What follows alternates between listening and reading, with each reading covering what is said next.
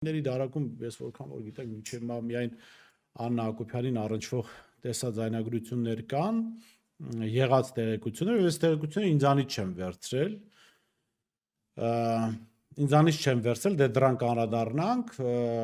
բայց անգամ այդ պարագայում ես մշտապես դատապարտել եմ նման վարքագիծը, նման տեսագրություններ, տեսաձայնագրություններ հավաքելու քաղաքական գործիչների, նրանց ընտանիքի անդամների վերաբերյալ սեռական բնույթի կոմպրոմատներ հավաքելու պրակտիկան, եւ ես միշտ քննադատել եմ ազգային անվտանգության ծառայությանը նման գործառույթ իրականացնելու համար, իմ եթերներին հետևողները վստահաբար գիտեն դրա մասին, ու ինձ համար ընդհանրապես կարևոր չէ այդ ԱԱԾ կոչված կառույցը այդ տեղեկությունները հավաքում է Նիկոլ Փաշինյանի վերաբերյալ, ինձ հարազատ մարդու վերաբերյալ, իմ վերաբերյալ, թե ցանկացած մեկի վերաբերյալ, հա։ Եվ հատկապես անընդունելի է, որ այդ տեղեկությունները հայտնվում են այս կամ այն թվերին պետության